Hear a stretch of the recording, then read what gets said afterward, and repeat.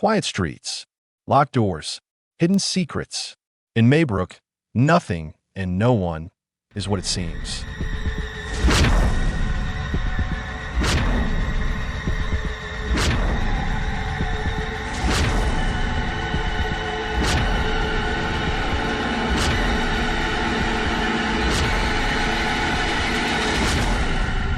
This is where the story really starts. Brace yourself for weapons. 3 words to sum it up: disappearance, ritual, betrayal. I'll break down every twist, reveal slick flick facts, and deliver the ultimate verdict.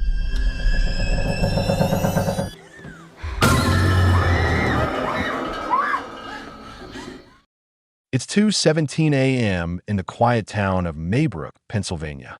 Families sleep, the streets are still, until something impossible happens. 17 children from the same second-grade class rise from their beds at the exact same moment. Their arms stretch forward, their eyes blank, and one by one they walk out the front door into the dark. They never come back. Only one child, Alex Lilly, stays behind. When the sun rises, their teacher, Justine Gand, arrives at school expecting another normal day. She opens the classroom door and freezes. Only Alex sits waiting at his desk. Every other student is gone. Police swarm the town. Security cameras show the kids leaving their homes in perfect unison, moving the same eerie way.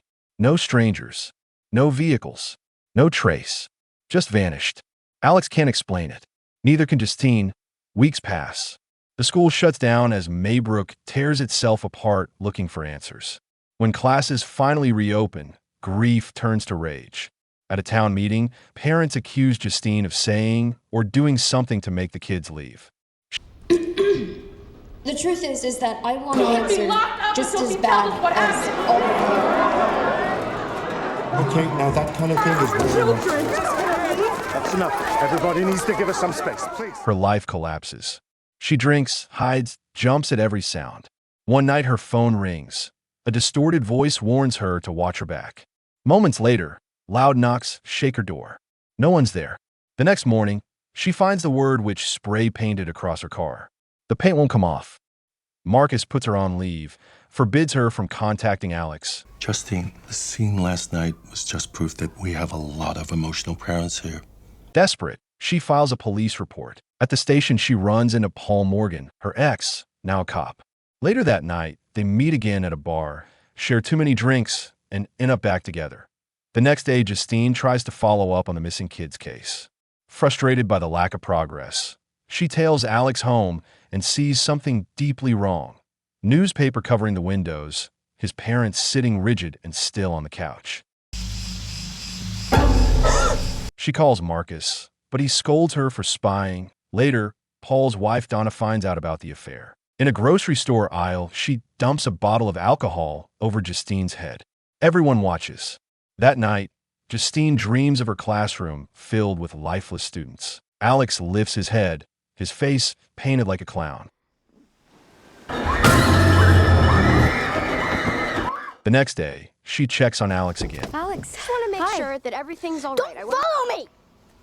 While she sleeps in her car outside his house, someone sneaks in and cuts a lock of her hair.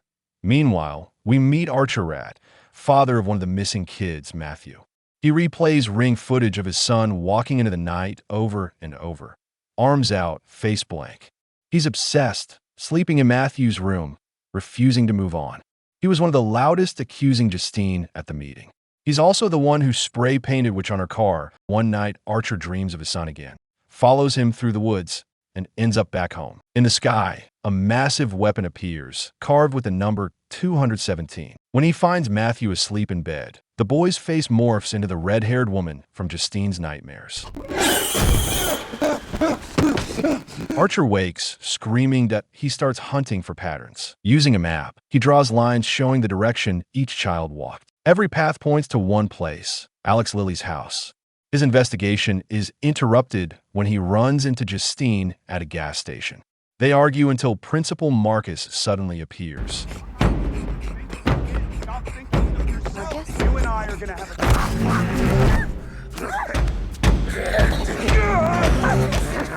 a... Justine runs while Marcus thrashes wildly, until a passing car slams into him, crushing his skull. Elsewhere, Officer Paul Morgan spirals. He catches a junkie named James stealing, pricks his finger on a dirty needle during the arrest, and loses control, beating the man before letting him go to cover it up. That night he meets Justine again, leading to their doomed affair. James hides in the woods, surviving off stolen goods. One day he breaks into Alex's seemingly abandoned house. Inside, Alex's parents sit stiffly on the couch, faces pale and scarred. In the basement, James finds all 17 missing children standing silently in the dark. Sorry! Fuck, sorry! What the fuck, Jesus? James bolts. Later, he sees a $50,000 reward poster for information on the kids and decides to sell what he knows. But before he can reach the station, Paul spots him and gives chase. James flees into the forest, straight into the red-haired woman. Terrified, he screams that he knows where the children are. Paul hesitates, then forces him into the cruiser and drives to Alex's house. Hours later, Paul emerges blank-eyed and silent, dragging James inside. Neither are seen again. Back at the school, Principal Marcus, before his death, had met Alex's supposed aunt, Gladys Lilly. Pale, calm, and unsettling, she claimed Alex's parents were too ill to meet him. Marcus threatened to call child services. The next day, she shows up at his house. Thank God you're home. I absolutely love this house. A bowl? Yes, a bowl. It's a peculiarity of mine. I don't even try to rationalize it anymore. Marcus convulses and murders his friend before collapsing. Gladys ties Justine's stolen hair to the branch, snaps it, and sets Marcus on his mission to kill her. After his death, Archer and Justine connect the dots. Archer's map shows every missing child walking toward the same point, Alex's home. The film flashes back to before the disappearances.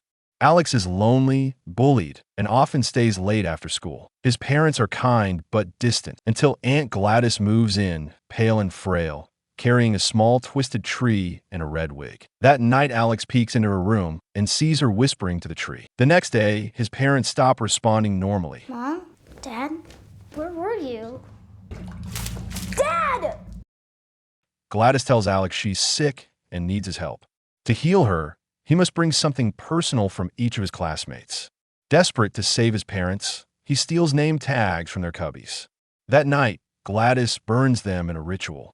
At exactly 2:17 a.m., 17 children rise and walk into the dark. When police come, Gladys disguises Alex's father as a stroke victim, hides the children in the woods, and controls Alex through fear. Days later, she adds new victims, Paul and James. That night, Justine and Archer arrive at the Lilly house. Paul steps out, gestures for them to come inside. The cops are here. What do you think that means? I don't know. When Justine crosses the threshold, she breaks Gladys's salt barrier.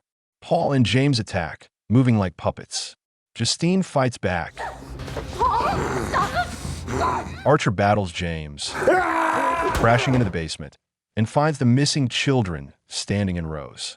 He spots Matthew and calls out, but the boy doesn't move. Gladys appears, rips a necklace from Archer, and casts another spell, forcing him to strangle Justine. Upstairs, Alex rebels.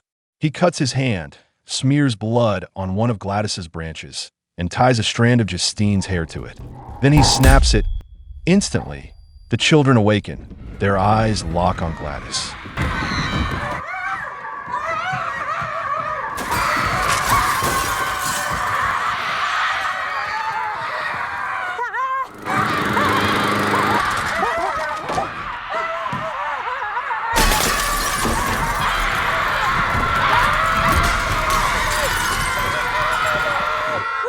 The curse breaks.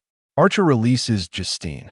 Outside, he finds Matthew alive among the other children and breaks down in tears. Alex's parents collapse, free at last. His parents are institutionalized, and he's sent to live with relatives. Justine is cleared of all blame. Archer finally believes her. The kids are returned home, though many remain silent. Haunted, Maybrook slowly returns to normal, or tries to. But the memory of 2:17 a.m. never fades. Every parent, Every teacher, every child still carries the shadow of what happened that night, and the whisper of a red-haired witch who once lived among them. But Weapons isn't just about curses, possession, or eerie midnight disappearances.